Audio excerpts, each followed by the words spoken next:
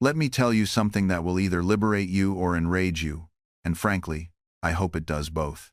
I spent 70 years watching people destroy their own lives while blaming the king, the weather, their neighbors, or God himself. And here is what I learned. Most people fail not because the world is against them, but because they wake up every morning and wage war against themselves. They are their own worst enemy, their own cruelest tyrant, their own most effective saboteur. And the tragedy is not that they fail. The tragedy is that they never realize they held the keys to their own prison the entire time. I am Benjamin Franklin, and I died more than 2 centuries ago. But if I could reach through time and shake you by the shoulders, I would tell you this: you are standing in your own way. Not sometimes, not occasionally. Right now, this very moment, you are the obstacle. And until you face that truth with the courage it demands, nothing will change. Not your bank account, not your relationships, not your peace of mind, nothing. Now, I know what you're thinking. You're thinking about your boss, who doesn't appreciate you, your spouse, who doesn't understand you, the economy that's rigged against you, the system that's broken. And yes, perhaps all of that is true. Perhaps the world is unfair. Perhaps you drew a difficult hand. But here is what I learned setting type in a print shop at 12 years old. What I learned building a fortune from nothing. What I learned negotiating with kings and founding a nation. The world's unfairness is not your problem. Your response to it is. You want to know why you're not where you want to be? It's not because of circumstances. It's because of choices. Your choices.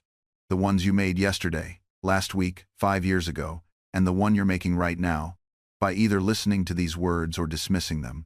Every moment you spend blaming something outside yourself is a moment you surrender your power to change anything. And I didn't sail across an ocean and risk my neck for a revolution so that you could live as a slave to your own excuses. So if you're ready to stop pretending and start transforming, stay with me. Because what I'm about to share with you changed my life in the 18th century, and it will change yours in the 21st. But I warn you, this requires radical honesty. This requires you to look in the mirror and see not a victim, but a creator. Not someone the world happened to, but someone who happens to the world. Are you ready? Because we're going deep, and there's no turning back once you see the truth. I want you to understand something about me first, because it matters. I was not born into privilege. I was not handed an opportunity on a silver platter. I was the 15th child of 17. 15. My father made soap and candles. We were not starving, but we were not far from it either. When I was 10 years old, my formal schooling ended. Finished. Done. Most people with that beginning would have spent their lives making soap, having 10 children of their own, and dying in the same small world they were born into. But I didn't. And not because I was special or chosen or lucky, because I made a decision that most people never make. I decided that I was responsible for who I became. Not my father. Not Boston. Not my lack of education. Me. Just me. At 12, I was apprenticed to my brother James, who ran a printing shop. And let me tell you, James was not kind. He was harsh, critical, and sometimes violent. He had legal control over me until I was 21, and he wielded that power like a weapon. I had every reason to be bitter. Every reason to say, the world is unfair. My brother is cruel. I never had a chance. And for a while, I did feel that way. I was angry, resentful, trapped. But then something shifted. I realized that even though I couldn't control James, I could control what I did with my time. Every moment I wasn't working, I was reading. I taught myself to write by copying essays from a magazine called The Spectator, then rewriting them from memory, then comparing my version to the original, and noting every place I fell short, hour after hour, month after month. Nobody asked me to do this. Nobody rewarded me for it. I did it because I understood something profound. I could complain about my circumstances, or I could use them as raw material for my transformation. When I was 17, I ran away. I violated my contract with James, which was illegal, and I left Boston with almost nothing. I arrived in Philadelphia with a single Dutch dollar in my pocket, filthy from travel, exhausted, and utterly alone. I bought 3 rolls of bread because I was starving, and I walked down Market Street, eating one and carrying the other 2 under my arms. I looked ridiculous. People laughed. The woman who would later become my wife saw me that day and thought I was absurd. But here's what matters. I didn't see myself as a victim. I saw myself as someone building a life. Every humiliation was tuition. Every setback was information. Every failure was feedback.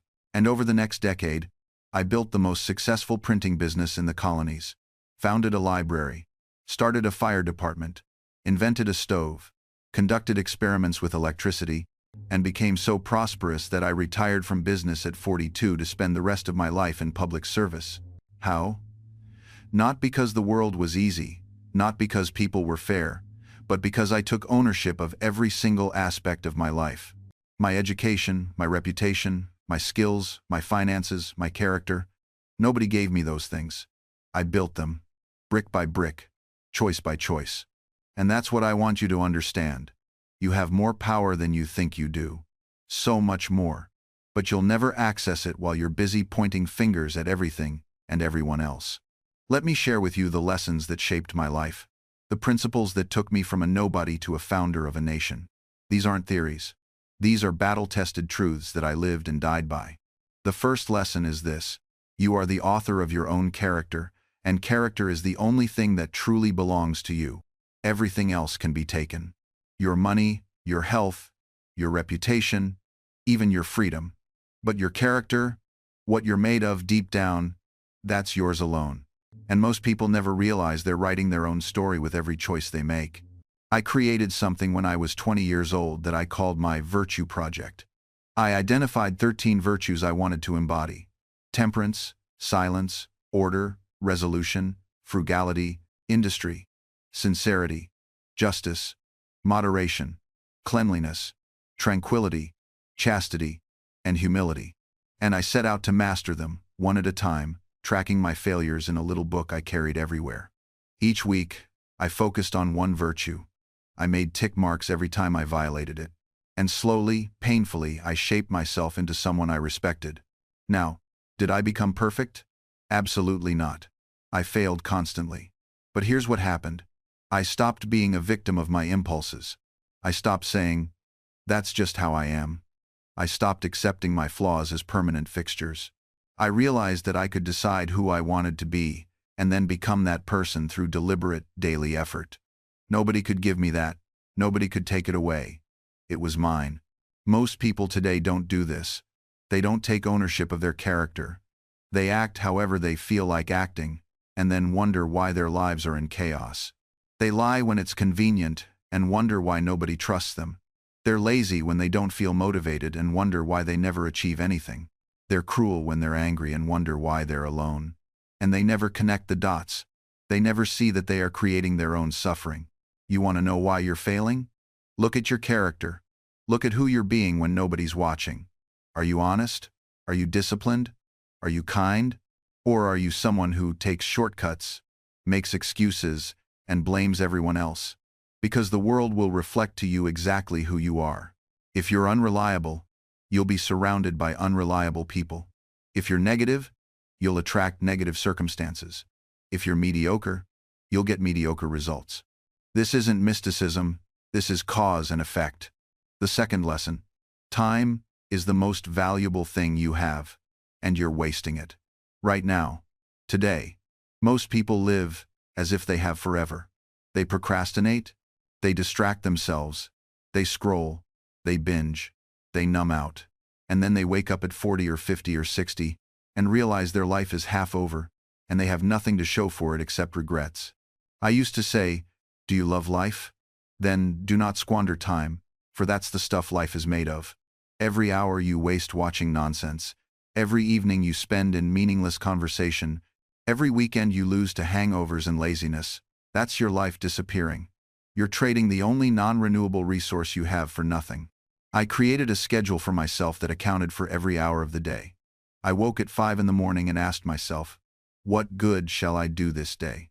I worked, I studied, I built, I contributed. At night, before bed, I asked, what good have I done today? And I examined my actions with brutal honesty. Did I waste time? Did I contribute? Did I become better? This practice kept me focused. It kept me accountable. It kept me from drifting through life unconscious. You don't have a time management problem. You have a priority problem. You have time for whatever you truly value. If you value entertainment more than excellence, you'll have plenty of time for Netflix but none for building skills. If you value comfort more than growth, you'll have time for scrolling but none for reading. Your calendar is a perfect reflection of your values, whether you want to admit it or not. The third lesson: wealth is not the goal, but financial independence is essential for freedom. I see so many people today trapped in lives they hate because they never learn to manage money. They spend everything they earn. They buy things they don't need to impress people they don't like. They live paycheck to paycheck, even when they make good money. And then they wonder why they feel powerless. When I was young, I lived on almost nothing. I ate simple food. I wore simple clothes. I saved every penny I could, not because I was cheap, but because I was buying my freedom. Every dollar I saved was a vote for the life I wanted to build. And by the time I was 42, I had enough that I never had to work for money again. I spent the next 40 years of my life serving my community, inventing things, conducting experiments, and helping birth a nation. I couldn't have done any of that if I'd been enslaved to debt and consumption. You cannot serve two masters.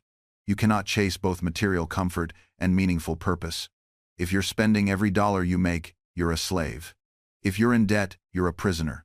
And no amount of income will save you until you change your relationship with money. Wealth is built through frugality, patience, and discipline.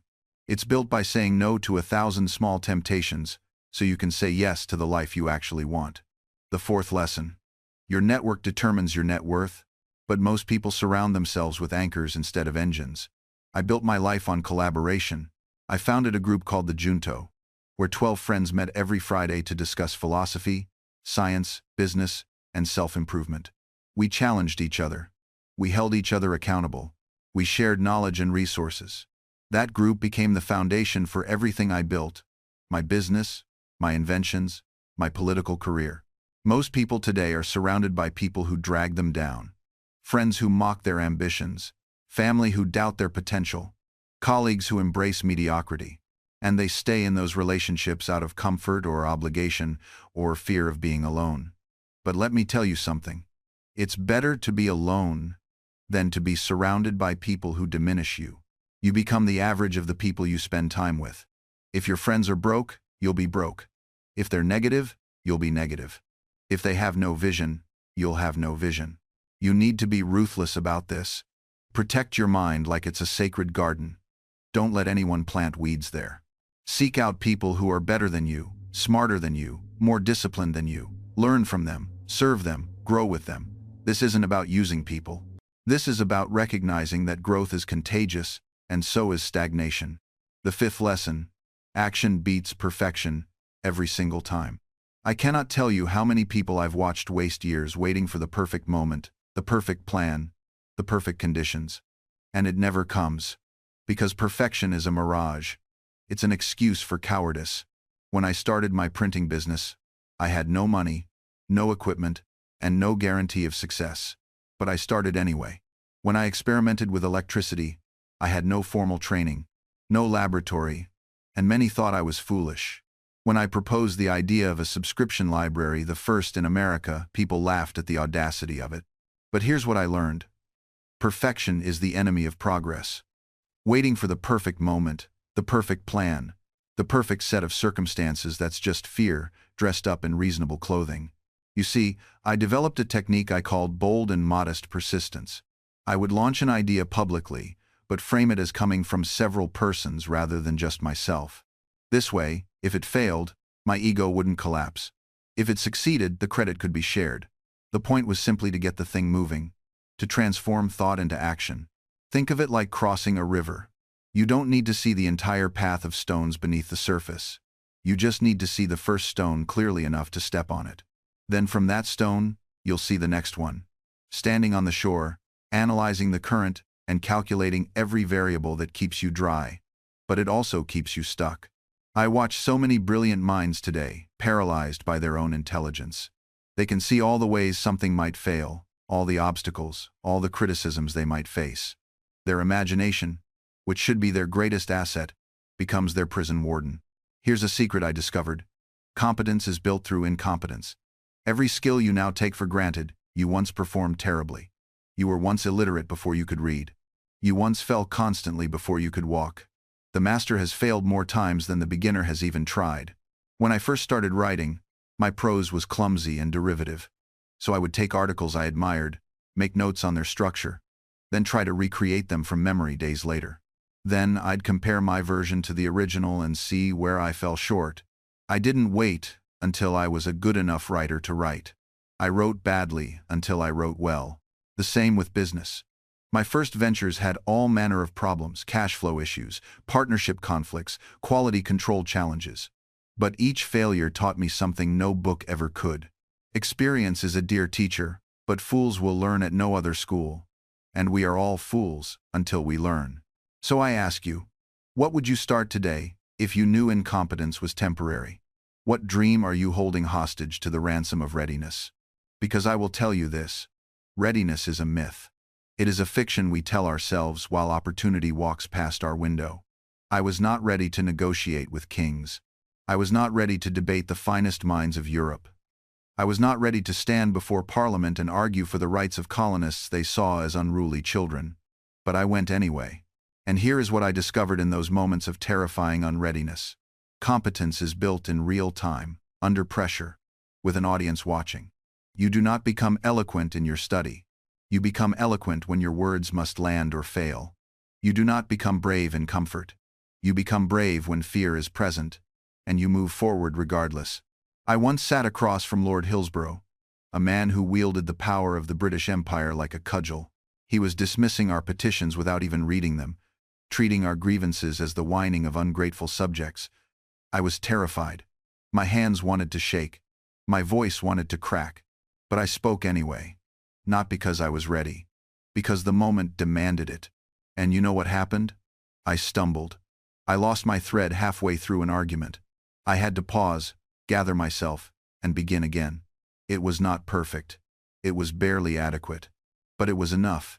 Because showing up imperfectly is infinitely more powerful than not showing up at all. You are waiting for confidence before you begin. But that is backwards. Confidence is not a prerequisite for action. Confidence is the byproduct of action.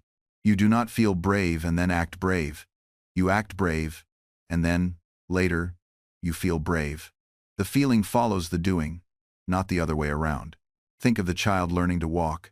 Does the child wait until they are certain they can balance before attempting those first steps? Of course not. They fall. They fall dozens of times, hundreds of times. And each fall teaches them something their muscles needed to know. The failure is not separate from the learning. The failure is the learning. But here's where most people get it wrong. They treat failure like a checkpoint, something to get past as quickly as possible, like ripping off a bandage. They want the lesson extracted, the value harvested, and then they want to move on to success. That's not how mastery works. Real learning doesn't happen in a single dramatic fall followed by a triumphant rise. It happens in cycles, loops, spirals that seem to take you back to the same problems over and over, except each time you're seeing them from a slightly different angle, with slightly more understanding.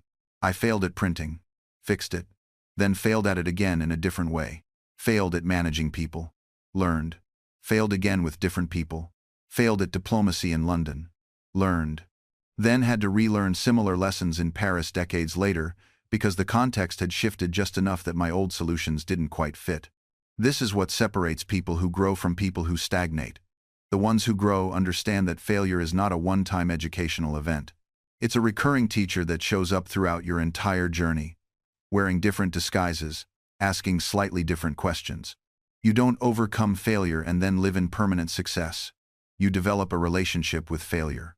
You get better at learning from it quickly. You get less emotionally devastated by it. You start to recognize its patterns, like seeing an old friend's handwriting on an envelope. The philosopher in me wants to call this iterative wisdom. Each cycle through failure and recovery doesn't just teach you a lesson, it changes who you are. Your capacity grows. Your resilience deepens. Your understanding becomes more nuanced. Think about it like this. The first time you fail at something, you learn a fact. The 10th time you fail at something, you develop instinct. And instinct, that gut level knowing that guides you without conscious thought that only comes from repetition. from failing enough times that the lesson moves from your head into your bones. Let me tell you about Thomas Edison. When he was developing the light bulb, a reporter asked him how it felt to fail 10,000 times. Edison looked at him like he was speaking a foreign language and said, "I didn't fail 10,000 times. I successfully found 10,000 ways that don't work." That's not just clever wordplay. That's a man who understood something most people never grasp. Failure is information. It's data. It's the universe teaching you exactly what you need to know, if you're willing to pay attention. Most people fail once and think the universe is telling them to stop. Edison failed 10,000 times and thought the universe was telling him to keep going.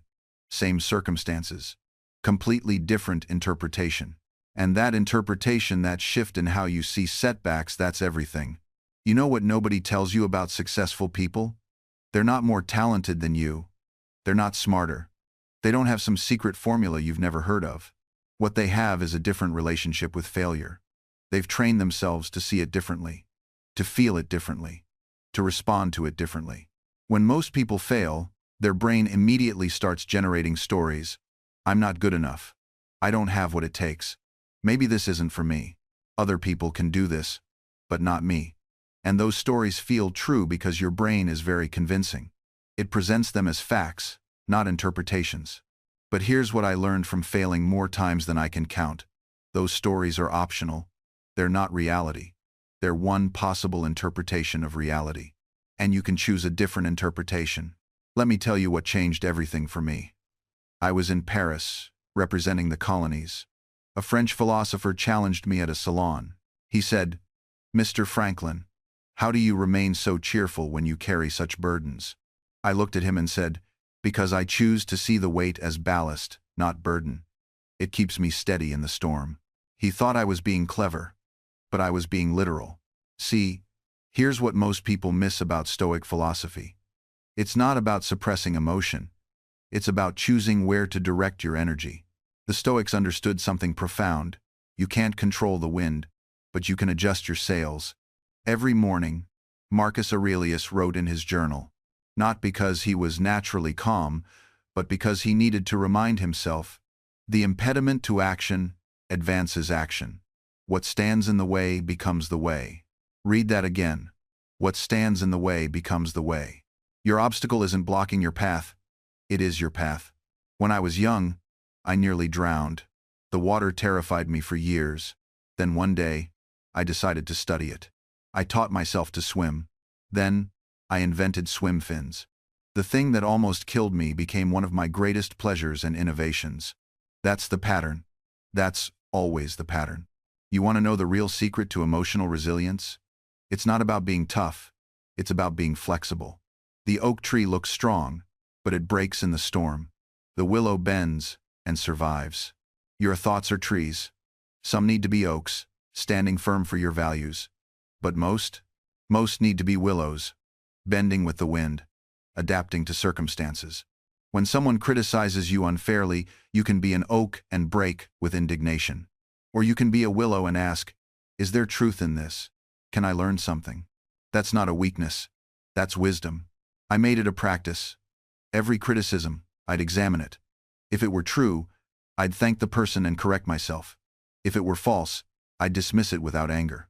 Either way, I kept my peace. You know what happened? I became nearly impossible to hurt, not because I was numb, but because I was discerning. Think of it like this. When you're a child and you fall off a bicycle, you cry. The skin knee hurts, yes, but what really wounds you is the shock, the betrayal of gravity itself. You trusted the world to hold you upright, and it didn't. But what happens after you've fallen 100 times? 1,000? You still feel the scrape, but you don't cry anymore. You've learned something profound. Falling is simply part of riding. The ground hasn't betrayed you. It was always there. You just forgot to respect it. That's what happens when you stop taking everything personally. You remember that most of what happens around you to you even isn't actually about you at all. That stranger who snapped at you in the market? She just received news that her mother is dying. Your friend who canceled plans for the 3rd time? He's drowning in debts he's too ashamed to mention. The colleague who criticized your work? He's terrified of being replaced, so he strikes first. None of it was about your worth. None of it was a referendum on your character. You just happened to be there when their pain needed somewhere to go. And here's the beautiful part. Once you understand this, once you truly absorb it into your bones, you stop being a victim of every wind that blows. You become like a mountain weather passes over you. Storms rage, seasons change, but your foundation remains unmoved. This doesn't mean you become cold. Quite the opposite. When you're not constantly bleeding from 1,000 shallow cuts, you actually have the strength to help others bind their wounds. I remember a particular evening at a tavern. A man I'd done business with, a printer, like myself, stood before a crowd and called me a fraud. Said I'd stolen his designs. Said I was a liar and a cheat. Every eye in the room turned to me, waiting for my response. The old version of me, the one who took everything to heart, would have erupted, would have defended, attacked, destroyed. But I simply finished my ale, stood, and said, "If that's your truth, sir, I hope it brings you the peace you're clearly seeking." And I walked away. No trembling hands, no racing heart, no mental replay of what I should have said, just peace. You see, that's the paradox nobody tells you about discipline. It doesn't make you harder. It makes you softer, more flexible, like a tree that bends in the storm rather than snapping. The old me was brittle. One sharp word could shatter my entire day. Did the discipline me? I'm bamboo now. I bend, but I don't break. But here's where it gets interesting, and where most people get discipline completely wrong. They think discipline is about restriction, about denying yourself, about becoming some sort of monk who lives in eternal discomfort. And sure, there are moments of discomfort. But discipline isn't about suffering, it's about choosing which suffering you prefer. Let me paint you a picture. Two versions of suffering sit before you. On the left, the suffering of discipline. Waking early when your bed is warm. Doing the work when your mind says, tomorrow. Having the difficult conversation instead of letting resentment fester. This suffering is sharp, immediate, and brief. On the right, the suffering of regret. The slow, creeping realization that years have passed and you're still the same person with the same problems. The bitterness that calcifies in your chest when you watch others achieve what you know you were capable of. The weight of what if grows heavier with each passing year. Both are suffering, but one builds you. The other buries you. I chose the suffering of discipline because I'd already tasted the other kind. I'd spent enough nights staring at ceilings, drowning in the acidic stew of my own regrets. I knew that flavor intimately, and I decided I'd rather taste the clean, sharp bite of early morning cold, the muscle burn of pushing past comfort, the temporary sting of being misunderstood by people who don't see what you're building. Because here's the truth, they don't advertise. Discipline has a compound interest that regret never will. You want to talk about long-term thinking? Let me tell you about a young printer who saved 13% of everything he earned. Not when it was convenient, not when he felt like it. Every single week. That printer was me at 22, living in a Philadelphia boarding house that smelled like boiled cabbage and broken dreams. My friends thought I was insane. Live a little, Franklin, they'd say, spending their wages on ale and entertainment before the coins even cooled in their pockets. But I understood something they didn't. I wasn't saving money. I was buying freedom. Every coin I didn't spend was a vote for the life I wanted instead of the life I had. And 5 years later, when those same friends were still living paycheck to paycheck, still complaining about their bosses, trapped, I bought my own print shop. Owned it outright. No debt, no master. That's what discipline buys you. Options. The undisciplined person wakes up at 45 and realizes they've been making the same choice every single day, the easy one. And now that easy choice has compounded into a hard life. The disciplined person makes the hard choice daily and watches it compound into an easy life. It's mathematics, not magic. But here's where most people get it wrong. They think discipline means grinding yourself into dust, working until you collapse, punishing yourself for being human. That's not discipline. That's self-destruction, wearing discipline's clothing. Real discipline includes the discipline to rest, to recover, to know when pushing harder would break what you're trying to build. I scheduled my leisure the same way I scheduled my work, with intention. Sunday afternoons weren't for collapsing exhausted. They were deliberately designed moments of restoration. Because a life of all work and no joy isn't disciplined, it's just sad. And it's unsustainable. Eventually, that pressure cooker explodes and you lose everything you built while you were too busy building to notice you were breaking. The truly disciplined understand rhythm. Push, then recover. Sprint, then walk. Intensity, then restoration. It's not about maximum effort all the time. It's about strategic effort, consistently applied, with wisdom about when to gas it and when to coast. Now, let me tell you about something that trips up almost every ambitious person I've ever encountered, including myself: the inability to say no. I watched brilliant minds scatter their genius across 100 different pursuits, achieving mediocrity in all of them because they couldn't resist the siren call of every opportunity. I did it too. I started newspapers, organized fire departments, launched libraries, experimented with electricity, served in politics, invented bifocals, played music, wrote almanacs. The list goes on and on. Here's what I learned the hard way. Every yes is actually 10 no's in disguise. When you say yes to one thing, you're simultaneously saying no to 10 other things, whether you realize it or not. The problem is, most people say yes consciously but say no unconsciously. They don't actively choose what to abandon. They just spread themselves thinner and thinner until everything suffers. I became ruthless about this later in life. When someone brought me an opportunity, I'd ask myself, does this serve my primary mission? If the answer was anything less than a resounding yes, it became a polite but firm no. No apologies, no lengthy explanations, just no. The word became a shield that protected my time and energy for what truly mattered. Think about your own life right now. How many commitments are you dragging around like dead weight? How many projects are you working on that haven't moved forward in months? How many social obligations fill your calendar that drain rather than energize you? The strategic person conducts regular audits of their commitments. Every quarter, I'd sit down and review everything I was involved in.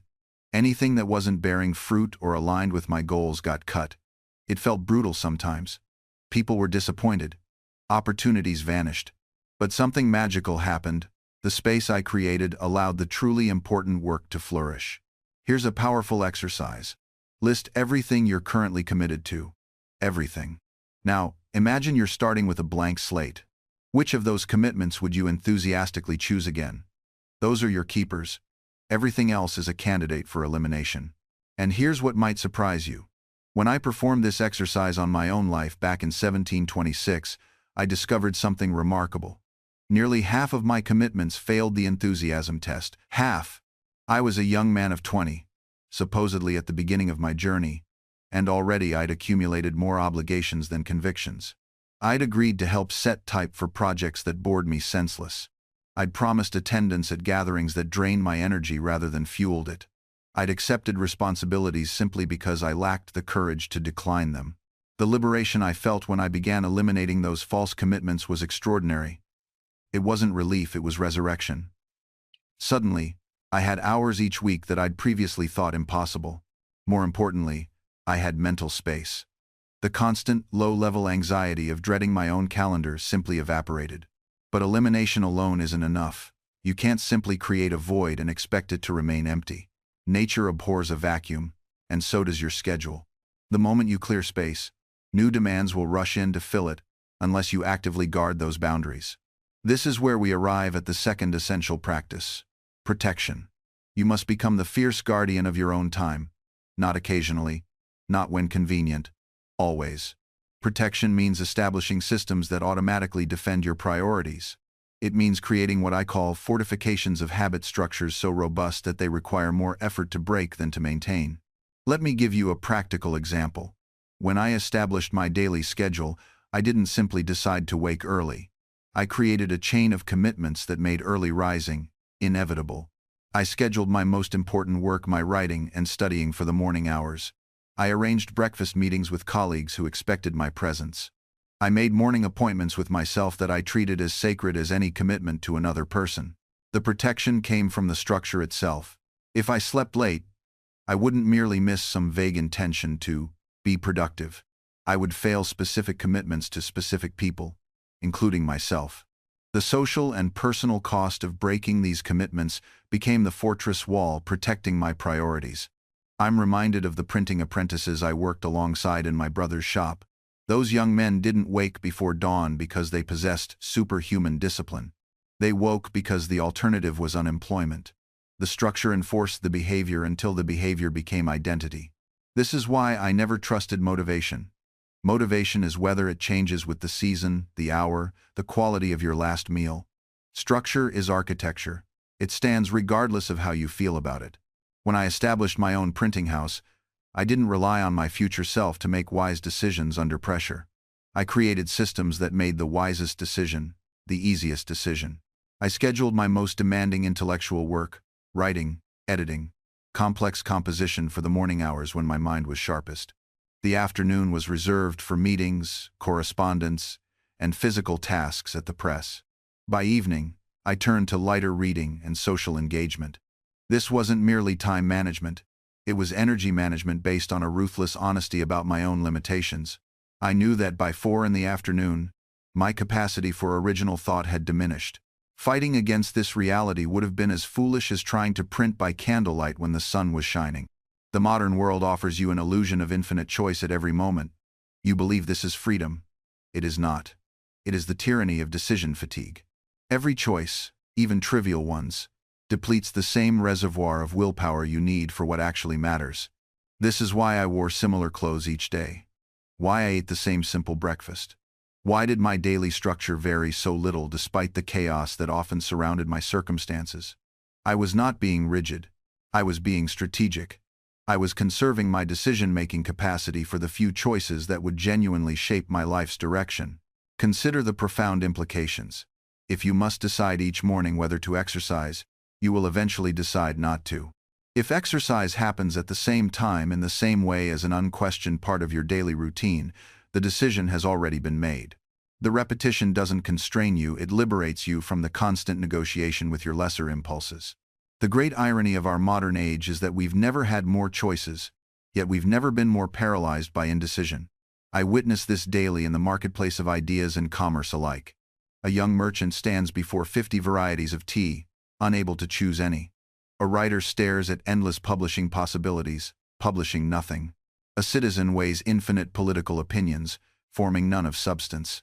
This is what the psychologists now call decision fatigue, though we experienced it long before they named it. Every choice, no matter how trivial, depletes your mental reserves. Your mind is like a well draw from it carelessly throughout the day on meaningless decisions, and when the moment arrives that truly matters, you'll find yourself running dry.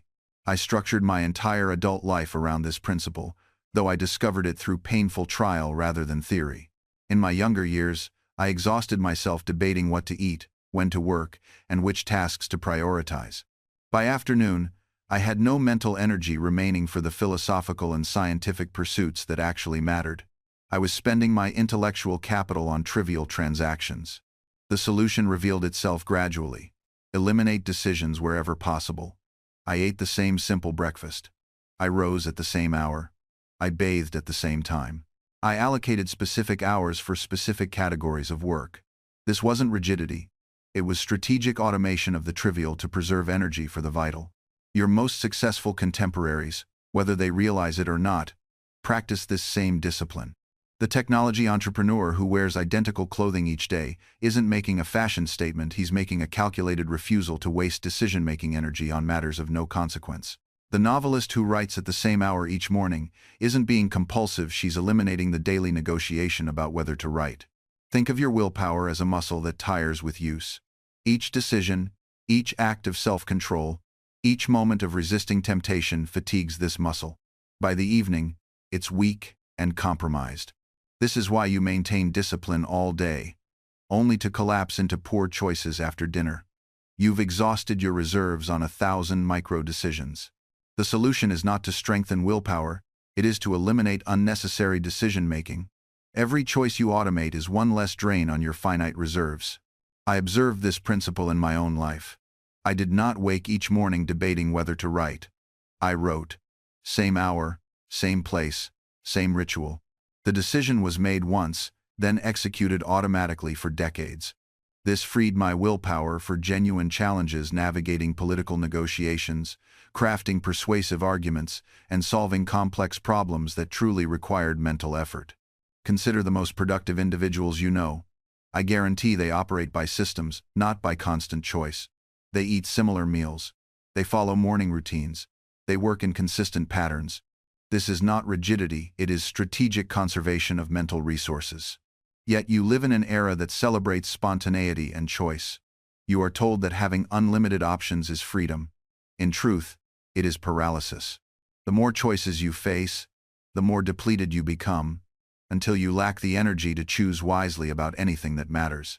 I witnessed this in my print shop. When I offered customers 3 paper stocks, they decided quickly. When I expanded to 12 options, they agonized endlessly, exhausted themselves with comparisons, and often left without purchasing at all. More choice did not improve their experience, it destroyed it. The modern world has multiplied this problem 1,000-fold. You face more decisions before breakfast than I faced in a week.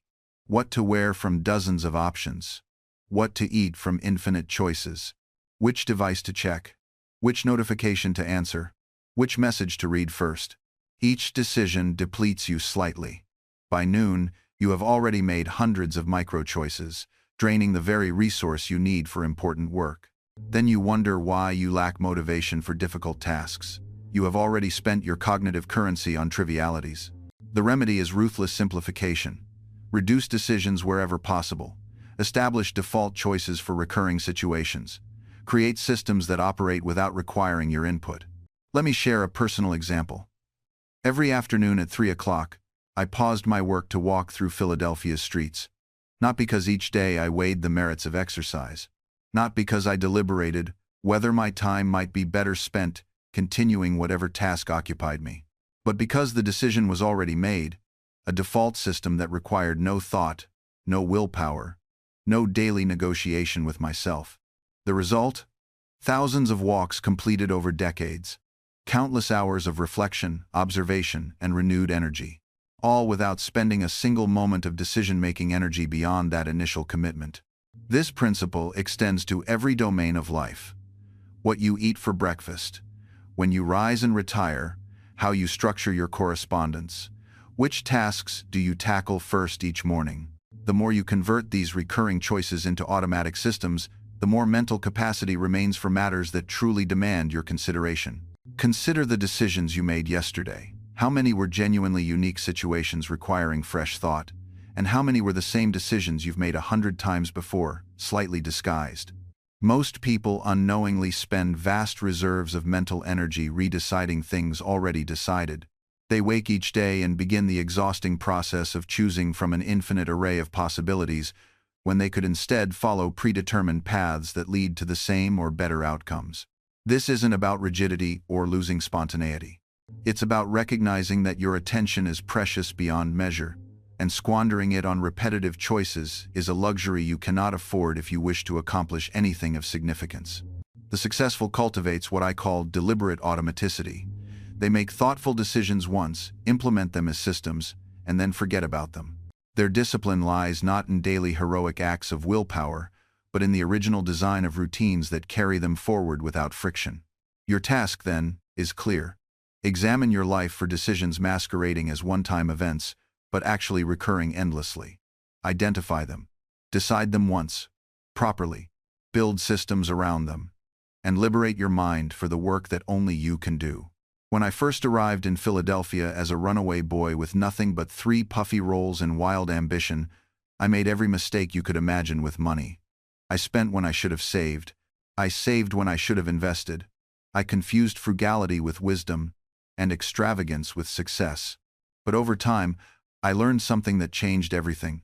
Wealth isn't what you earn. Wealth is what you keep multiplied by how wisely you deploy it. Let me share with you the principles that took me from that hungry boy to a man who could retire at 42. First principle: a penny saved is more than a penny earned. When you earn a penny, you must pay tax on it. You must spend energy to get it. But when you save a penny, it's yours completely. And more importantly, that saved penny can work for you while you sleep. I see people today celebrate raises and bonuses while their spending rises just as fast. They earn more, but keep nothing. The gap between income and outflow, that gap is your freedom. Guard it jealously. Second principle: compound interest is the 8th wonder of the world. I didn't invent that phrase, but I lived by its truth. Money that earns money, that then earns money on the money it earned, this is the engine of independence. When I was 22, I began setting aside a portion of every payment I received from the print shop. Not large amounts, but consistent amounts. By 30, those amounts were generating their own income.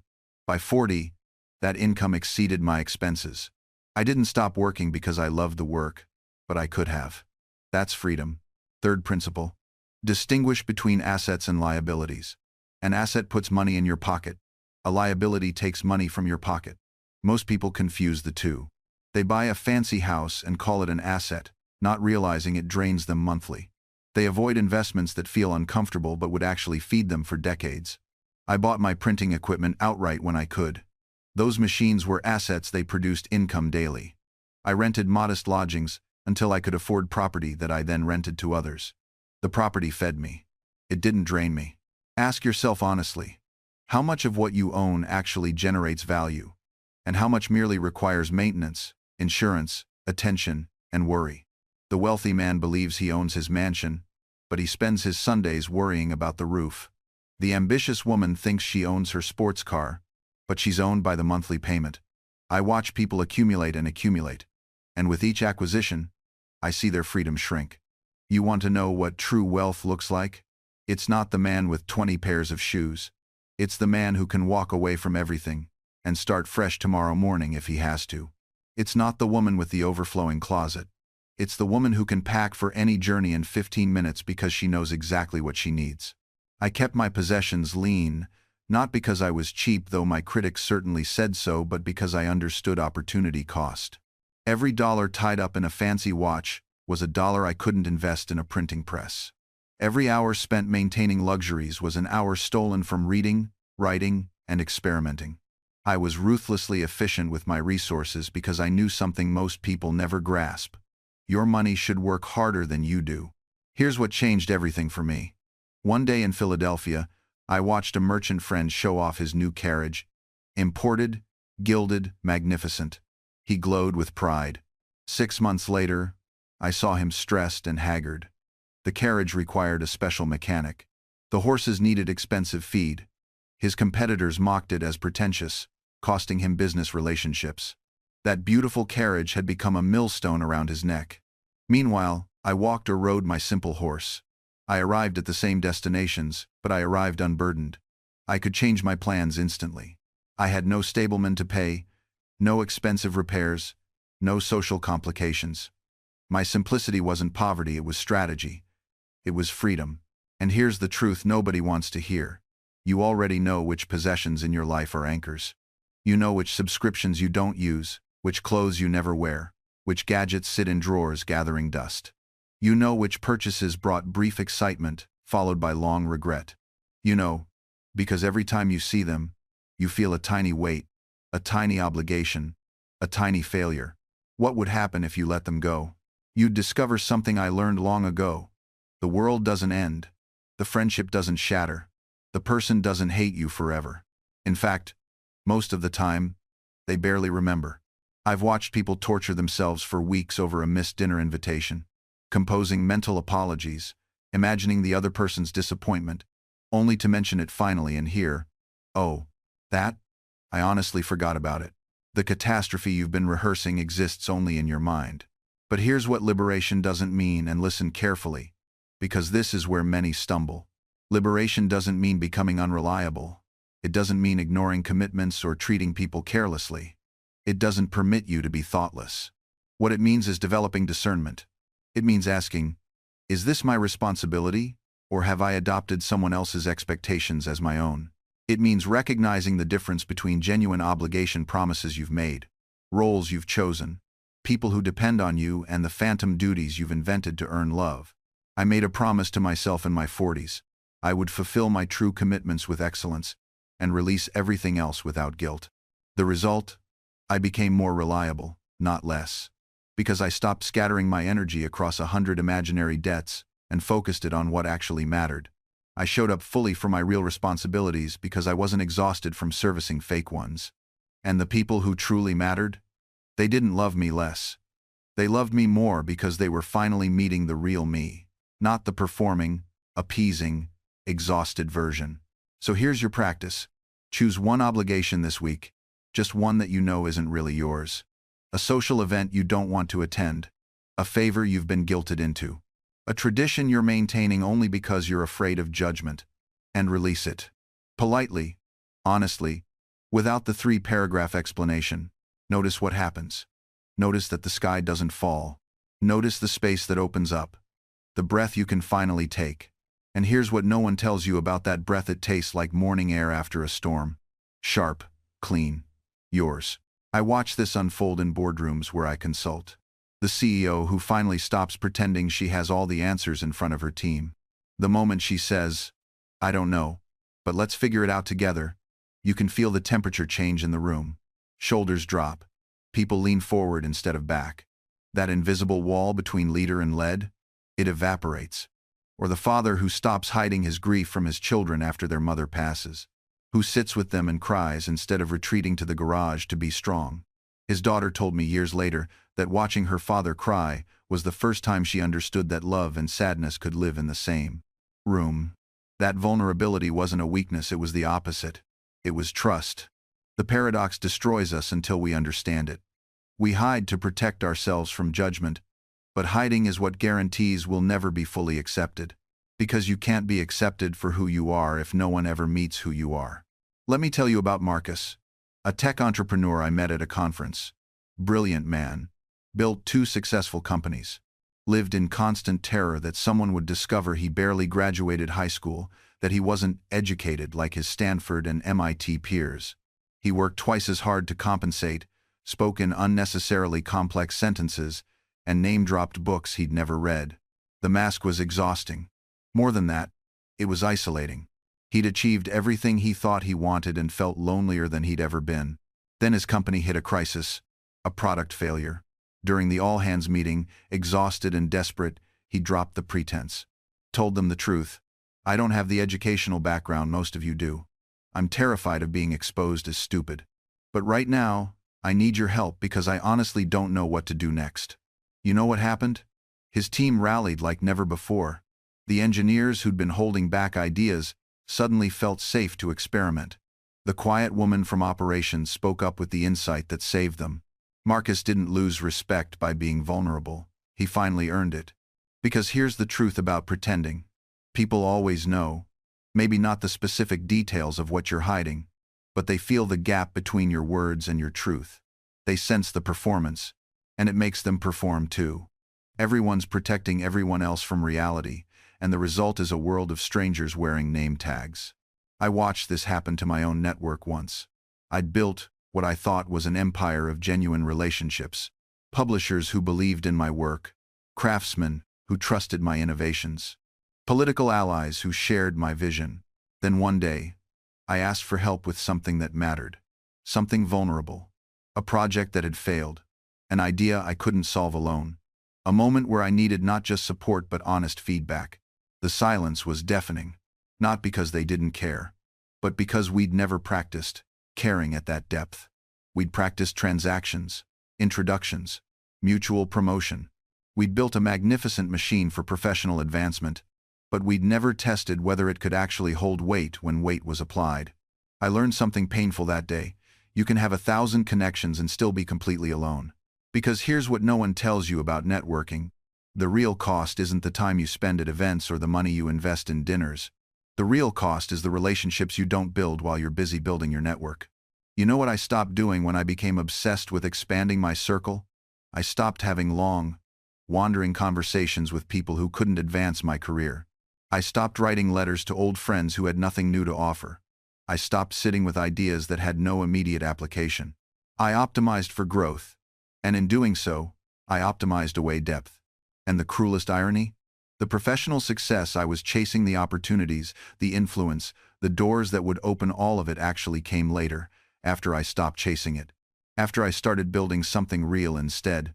The most valuable connection I ever made was with a printer's apprentice named Thomas, who would never be famous, never be powerful, never open doors for me. But Thomas told me the truth. When my ideas were half-baked, he said so. When I was being an arrogant fool, he called me on it. When I needed someone to just sit with me while I figured things out, he showed up. Thomas gave me something no networking event ever could. He gave me reality. And reality, it turns out, is the most valuable commodity in a world addicted to performance. I didn't realize how much I'd been performing until I stopped. It's like you don't notice you're holding your breath until someone tells you it's okay to exhale. With Thomas, I could exhale. I could be the version of myself that didn't have all the answers, the one who was scared, the one who wondered if he'd made a terrible mistake leaving stability for a dream that might never materialize. Here's what nobody tells you about authentic relationships. They're uncomfortable at first. When you've spent years curating a highlight reel, being real feels like walking around without clothes on. Every conversation feels vulnerable because you're not hiding behind accomplishments or carefully crafted stories. You're just there. Present, flawed, human. I started noticing something else too. The more authentic I became with Thomas, the easier it became to be authentic with others. It's like honesty is a muscle that gets stronger with use. I stopped pretending my business was doing better than it was. I stopped acting like I had everything figured out. And you know what happened? People actually liked me more. Not the performed version of me, the real one. But here's the paradox that took me years to understand. Being authentic doesn't mean oversharing with everyone. It doesn't mean trauma dumping on acquaintances or turning every conversation into a therapy session. Authenticity is about being selectively vulnerable with people who've earned the right to hear your story. Thomas earned that right by showing up consistently, by being honest about his own struggles, and by creating a safe space where masks weren't required. The loneliness didn't disappear overnight. Some mornings I'd still wake up feeling like I was on an island. But the difference was, now I knew the island had a bridge. I could reach out. I could text Thomas and say, "I'm struggling today," without feeling like I was burdening him, because he'd done the same with me. We'd built reciprocity, that rare thing where both people feel comfortable giving and receiving support. I think about all those networking events I attended, all those business cards I collected, all those LinkedIn connections I accumulated. Hundreds of people who knew my name but didn't know me. And then I think about Thomas. Just one person who actually knew me. The math doesn't make sense on paper, but in reality, one authentic relationship is worth more than 1,000 superficial ones. Because when life gets hard, and it always gets hard, you don't need a crowd. You need someone who'll answer the phone. Let me tell you something about vulnerability that nobody wants to hear. Real connection requires you to be seen, fully seen, in all your messy, imperfect glory. And that's terrifying. I see it every day. People are performing their lives instead of living them. We've become so skilled at projection that we've forgotten what authenticity even feels like. We curate our struggles to make them palatable. We filter our failures until they look like humble brags. We share our vulnerability only after we've packaged it into something inspiring. But here's what I learned the hard way. You cannot connect with a mask on. You just can't. You can network with a mask. You can small talk with a mask. You can even collaborate with a mask. But you cannot truly connect. I remember the first time I let someone see me at my absolute lowest. And I mean lowest, not the curated version of struggle where you're still basically fine, but the ugly, scared, "don't know how I'm going to make it" version. I was convinced they'd lose respect for me. I was certain it would damage the relationship. The opposite happened. They opened up about their own struggles, things they'd never shared with anyone. And suddenly we weren't just acquaintances who worked together, we were human beings who understood each other. That vulnerability created a bond that success never could have. Here's the paradox. We hide our struggles because we think they make us weak, but sharing them is actually what makes us strong. Not oversharing, not dumping our problems on everyone we meet, but selectively, intentionally letting the right people in. Because when you show someone your real self and they don't run away, something magical happens. You realize you're not as broken as you thought. You discover that your fears are universal. You find out that what you thought made you weird or damaged is actually what makes you human. And that other person? They feel permission to be real too. Your courage gives them courage. Your honesty creates space for their honesty. You break the exhausting cycle of performance that traps us all. This is how real communities form. Not around shared interests or professional goals, but around shared humanity. Around the admission that we're all making this up as we go along. All scared of the same things, all hoping we're enough. I think about the conversations I have with my grandchildren now. They ask me questions that would have seemed absurd in my time. "Grandpa Ben, Why do people get so angry on the internet? Why does everyone have to have an opinion about everything? Why can't we just let things be? And I realize they're not asking technical questions. They're asking philosophical ones.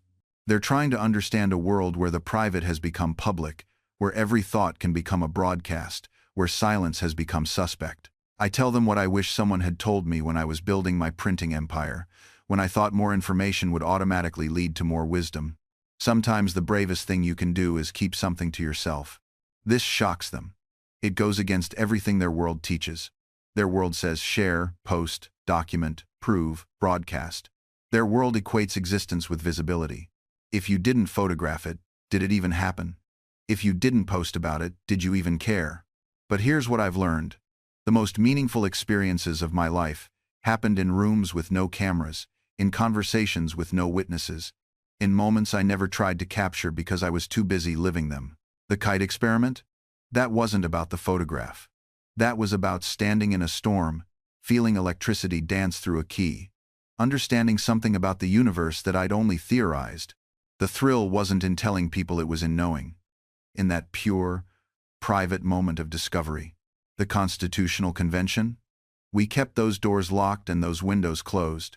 Not because we were hiding, but because we understood something crucial. Real work happens in private. Real compromise requires the freedom to change your mind without an audience judging every evolution of thought. Today, you'd have live tweeted the whole thing. Every delegate would have been performing for their followers rather than listening to each other. The Constitution might never have been written because everyone would have been too busy defending their positions in real time. This is what constant connection costs you. The freedom to think before you speak, the grace to be wrong in private, the space to evolve without documentation.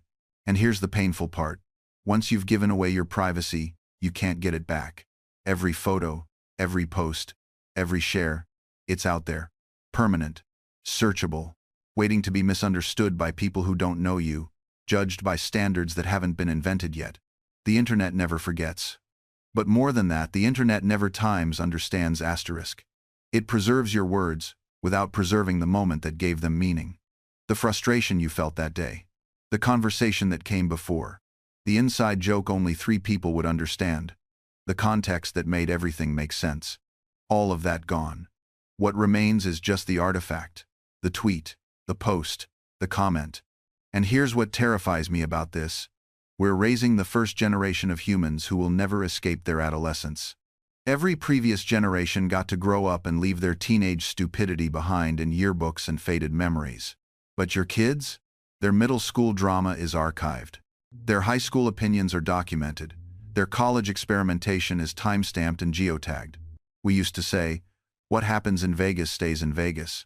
Now, what happens on your phone becomes evidence. I think about the job interviews 20 years from now. Some hiring managers scroll through decades of digital history, looking for red flags. And we all have them. Every single one of us has said something, posted something, shared something that wouldn't survive modern scrutiny. The question isn't whether you've done it. The question is whether it'll be found. This is the world we've built, where your past is never really past, where growth is penalized because we keep the receipts of who you used to be, where forgiveness becomes impossible because the evidence never deteriorates. And we wonder why anxiety is epidemic. We wonder why young people are afraid to take risks, to experiment, to be wrong in public. It's because we've turned life into a permanent record. Every mistake is forever. Every bad take is searchable. Every moment of poor judgment becomes part of your digital DNA. The printing press gave us permanent words. The internet gave us permanent times everything asterisk. And nobody, not one person alive today, knows how to navigate that wisely. Because nobody's ever done it before. We're all just making this up as we go along, hoping we don't say the wrong thing, at the wrong time, to the wrong audience, forever. I've watched kingdoms rise and fall. I've seen empires built on the backs of brilliant men who understood this simple truth. Your reputation is your most valuable asset, and once tarnished, no amount of gold can restore its shine. Think about modern scandals. A CEO makes an offensive joke at a private dinner. Someone records it. By morning, it's trending globally. The company loses billions in market value. The CEO resigns. A 40-year career destroyed by 10 seconds of poor judgment. Or consider the academic who built their entire reputation on groundbreaking research, only to have one fabricated data point expose them as a fraud. Every paper they ever wrote becomes suspect. Every award they ever received feels undeserved. The truth doesn't matter anymore, only the stain. This is the dark side of legacy in the digital age. Your mistakes don't fade into obscurity. They don't get buried in dusty archives. They live forever, searchable, shareable, undeniable. But here's what fascinates me. We act surprised every single time. We watch someone's career implode over a tweet, and we shake our heads in disbelief. Then we post something impulsive ourselves, convinced that somehow we're different. Somehow, we'll be the exception. Benjamin Franklin understood the stakes. When I signed the Declaration of Independence, I knew what I was risking. My life, my fortune, my sacred honor. Those weren't metaphorical consequences, they were literal. If we lost that war, I would have been hanged as a traitor. Every signature mattered. Every word was weighed. Every action had permanent consequences. You have that same power now, but you wield it carelessly. You sign your name to ideas without considering the cost. You broadcast your thoughts without weighing their impact. You create your legacy one thoughtless post at a time. The question isn't whether you'll leave a digital footprint, you already are. The question is, what will that footprint reveal about who you truly were? Because future generations won't know your intentions. They won't understand your context. They'll only see your actions, frozen in time, stripped of nuance. They'll judge you by the permanent record you're creating right now. And once that record is set, my friend, once that digital stone is carved, the cost of correction becomes astronomical. I learned this principle in the printing business. A typo caught before the first sheet runs costs you nothing but a moment's attention. That same error discovered after you've printed 500 broadsides, now you're paying for paper, ink, labor, and the loss of credibility with every customer who received the flawed version. The mathematics of reputation work the same way in my era as they do in yours. The cost of prevention is always lower than the cost of correction. But here's where your generation faces a challenge I never encountered. The scale of distribution has become infinite, and the speed has become instantaneous. When I made an error in the Pennsylvania Gazette, it reached perhaps 3,000 readers over the course of a week. I could issue a correction in the next edition. The damage, while real, was contained by geography and time. You can damage your reputation in front of 3 million people in 3 seconds. And unlike my newspaper, which people threw away or used to wrap fish, your mistake gets archived, indexed, and surfaced by algorithms designed to show the most engaging content, which often means the most controversial, the most embarrassing, the most damaging. I'm watching young people treat their public personas like rough drafts. I'll figure it out as I go, they tell themselves. I'll rebrand later, if I need to. But personal brands don't work like business brands. Coca-Cola can spend billions to change its image because it has billions to spend. You have only your time, your energy, and your character. Once you've associated yourself with certain behaviors, certain circles, certain controversies, the cost of disassociation can consume years of your life. I've seen this pattern repeat endlessly. Someone builds an audience through controversy or shock value. They grow quickly. The algorithm rewards engagement over integrity. Then they wake up one morning, perhaps at 28 or 32, and realize they're trapped. Their audience expects a version of them they no longer want to be. Their reputation repels the opportunities they now desire. Their past content creates a moat around their future. And the cost to cross that moat? Enormous. Which brings us to the question every creator asks themselves in the quiet hours. When do I have enough? One. Because here's what happens. You hit 1,000 subscribers, and you think 10,000 would change everything. You hit 10,000, and suddenly, 100,000 feels like the real milestone. 100,000 arrives, and you see creators at 1 million, and the gap feels wider than when you started. This isn't ambition. This is the hedonic treadmill in creator clothing. I watched a YouTuber celebrate hitting 5 million subscribers. Truly celebrate. Tears, gratitude, the whole moment. 3 weeks later, I saw him spiraling because his views per video hadn't increased proportionally. 5 million people had said yes to his work, and all he could see was the math that didn't add up to his expectations. The goalpost doesn't just move. It accelerates away from you. And here's the trap within the trap. Every milestone you hit trains you to see the next one as the real achievement. Your brain literally rewires around escalating expectations. The pleasure of success becomes shorter. The hunger for more becomes longer. You're not building a career. You're building a tolerance. I'm not saying don't have goals. Goals give us direction. But when the goal is always just beyond reach, always recalculating based on where you currently stand, you're not pursuing success. You're pursuing the horizon. And the horizon, by definition, cannot be reached. So, when is enough actually enough? Here's my answer, and it's going to sound almost offensively simple. Enough is when you can create what you want to create, for the people you want to reach, without constant fear of collapse. Notice what's not in that definition. Subscriber counts, revenue targets, social proof, industry recognition. Those things matter, yes, but they're not the definition of enough. They're potential byproducts of doing meaningful work consistently. The creator who understands this works differently. They're not performing gratitude while secretly starving. They're not pretending. Small wins satisfy them, while chasing validation. They've done the uncomfortable math on what sustainability actually requires, and they've built their creative life around that number, not around beating someone else's. And here's what makes this approach revolutionary. In a world that worships the grind, it actually works better. The creator who knows their minimum sustainable income isn't trapped in the desperation that makes bad decisions inevitable. They're not taking every sponsorship that comes along, diluting their voice until it becomes unrecognizable.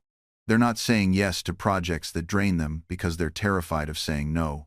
They're not building an audience on a foundation of resentment, where every video becomes harder to make because they've optimized for metrics that don't actually feed their soul or their bank account. They're making strategic choices from a position of stability, not scarcity. I've watched this play out in my own journey. The projects I'm proudest of, the videos that actually move the needle, they didn't come from months where I was grinding myself into dust trying to outwork everyone. They came from months where I'd done the math, knew I was okay, and had the mental space to take a creative risk. Because here's the truth. The productivity gurus won't tell you. Creativity requires slack. Innovation requires breathing room. Your best work doesn't emerge from desperation. It emerges from a mind that feels safe enough to play, to experiment, to follow a weird idea down a rabbit hole without calculating its ROI in real time. The gratitude without complacency approach creates that space. It says, I'm genuinely grateful for what I have, and I'm building something sustainable here. Not something that looks impressive in a thumbnail. Not something that generates content about the journey itself. Something that lets me do this work for decades, not just until I burn out spectacularly and become a cautionary tale. And the beautiful irony? When you stop performing gratitude and start actually living in it while simultaneously refusing to accept less than you deserve, you become more valuable, not less. You become someone who can't be manipulated by algorithm changes or platform drama. You become someone with a backbone made of both appreciation and standards. And here's what nobody tells you about that combination. It makes you dangerous to the status quo. Not dangerous in a rebellious teenager way, but dangerous in a way that threatens the entire manipulative infrastructure that's been built around creator culture. Because when you're genuinely grateful and you have boundaries, you can't be guilt-tripped. When you appreciate what you have, and you know your worth, you can't be lowballed. When you're thankful for opportunities and you're willing to walk away from bad ones, you can't be exploited. I watch creators who've mastered this balance, and they move through the industry like they're playing a completely different game. They say thank you to opportunities that align with their values, and no thank you to ones that don't, with the same level of grace. They celebrate their wins without diminishing their ambitions. They appreciate their audience without becoming enslaved to every fluctuating metric. And the really fascinating part? These creators tend to build the most sustainable, profitable, fulfilling careers. Not because they're lucky or because they compromise their way to the top, but because they refuse to accept the false choice between gratitude and standards. They understood something fundamental. Gratitude isn't about lowering your expectations. It's about raising your awareness. When you're truly grateful for what you have, you become more conscious of what you're building, more intentional about what you accept, more protective of what you've created. It's like having a beautiful garden. Real gratitude doesn't mean you're thankful for every weed that shows up. It means you appreciate the garden so much that you're vigilant about what you allow to grow in it. You're grateful for the flowers, which makes you more motivated to pull out anything that might choke them. That's the energy that creates longevity in this space. Not toxic positivity, not bitter cynicism, but informed appreciation combined with protective boundaries. Let me tell you about the morning I stopped trying to be grateful for everything and started being grateful for the right things. I had just finished reading another article telling me to find the silver lining in my suffering, to be thankful for the lesson in my pain, to appreciate the growth opportunity in my trauma, and something in me just broke. Not in despair, in clarity. I realized I'd been performing gratitude like a circus act, contorting myself into impossible positions to find thankfulness in things that simply shouldn't be thanked. So, I made a list. 2 columns. Things I'm genuinely grateful for, and things I'm simply acknowledging happened. The difference? Profound. I'm grateful for the friend who stayed. I'm not grateful for the one who left. I'm just acknowledging they made a choice. And now, I have information. I'm grateful for the resilience I discovered. I'm not grateful for the trauma that required it. I'm just acknowledging I survived something I shouldn't have had to survive. I'm grateful for the quiet morning. I'm not grateful for the anxiety that woke me at 4 a.m. I'm just acknowledging my nervous system is still learning to feel safe. See the pattern? Gratitude for the good. Acknowledgement for the rest. This isn't semantic gymnastics. It's emotional honesty. Because when you force yourself to be grateful for harm, you're not practicing gratitude. You're practicing self-abandonment. You're telling yourself your pain doesn't matter, that your boundaries don't matter, that your experience of suffering is less valid than someone's comfort with your positivity. And that's not wisdom. That's just people-pleasing dressed in spiritual language. Real gratitude doesn't require you to thank your abuser for the lesson. It allows you to be grateful you survived while also being clear that what happened was wrong. Real gratitude doesn't demand you appreciate every hardship. It permits you to be thankful for your strength, while also acknowledging that you deserved gentler circumstances. Real gratitude doesn't ask you to smile through everything. It invites you to appreciate what's beautiful while also protecting yourself from what's harmful. This is the gratitude that actually heals. Not the performance, not the pressure, not the toxic positivity masquerading as enlightenment, but the honest recognition of what genuinely deserves your appreciation and the wise boundaries around what doesn't. I established a discipline years ago that served me remarkably well. Every Sunday evening, I would sit with my journal and write what I called my week's satisfactions, not achievements, mind you, but satisfactions. The difference is profound. An achievement might be finishing a manuscript or securing a business contract. Satisfaction might be the quality of conversation I had with a friend, or the way morning light fell across my workbench, or the simple fact that I kept my temper when provoked. These satisfactions required no external validation. They existed whether anyone knew of them or not. This practice trained my mind to notice what was actually nourishing my life, rather than what merely impressed others or inflated my ego. It became a filter through which I could distinguish genuine gratitude from performed appreciation. The modern equivalents I observe are telling. People photograph their meals but barely taste them. They document experiences but don't fully inhabit them. They express gratitude for opportunities they secretly resent. The performance has replaced the practice. True gratitude, I discovered, often feels quiet rather than effusive. It settles into your bones rather than bursting from your lips. It changes how you move through your days rather than how you appear to others. When I felt genuine appreciation for something, a friend's loyalty, a morning without pain, a problem finally solved, I didn't always announce it. Sometimes I simply let it alter my behavior. I became more patient, more generous with my time, more attentive to the present moment, rather than anxious about the next one. This is what sustainable gratitude looks like. Not a daily performance of thanks for things you don't genuinely appreciate, but a gradual reorientation toward noticing and honoring what actually matters. Not toxic positivity that dismisses legitimate grievances, but honest recognition that coexists peacefully with discernment and boundaries. The practices that work are often simpler than the ones being sold. Notice one thing. Appreciate it fully. Let that appreciation inform your next action. Then move forward without needing to document, announce, or justify your experience to anyone. This practice experiencing without performing creates a remarkable shift.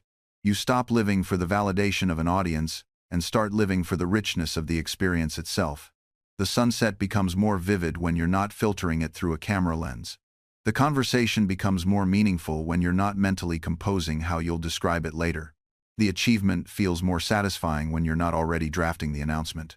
I kept a journal for decades, but I wrote in it for myself, clarifying my thoughts, tracking my experiments, refining my understanding.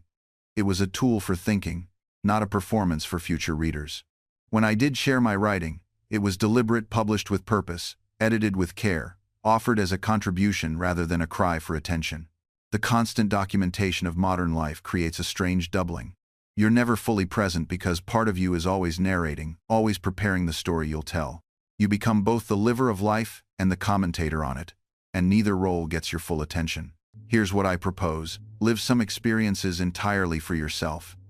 Take a trip and tell no one, until you return. Accomplish something and let it quietly inform who you become, rather than loudly announcing what you've done. Have a profound moment and let it change you without needing to change anyone's perception of you. This isn't about secrecy or false modesty. It's about reclaiming the full depth of your experiences. When you know that an experience is entirely yours, that no one will see it, judge it, or validate it, you engage with it differently, more honestly, more completely. The validation you seek from sharing is temporary. The depth you gain from truly experiencing is permanent. One feeds your ego for a moment. The other feeds your soul for a lifetime. So as we near the end of this conversation, let me ask you directly, what would change if you stopped performing your life and simply lived it? What experiences might deepen? What relationships might strengthen? What understanding might clarify if you permitted yourself to have moments that belong only to you? The answer, I suspect, will surprise you. Because when you stop broadcasting your life, you finally start building it.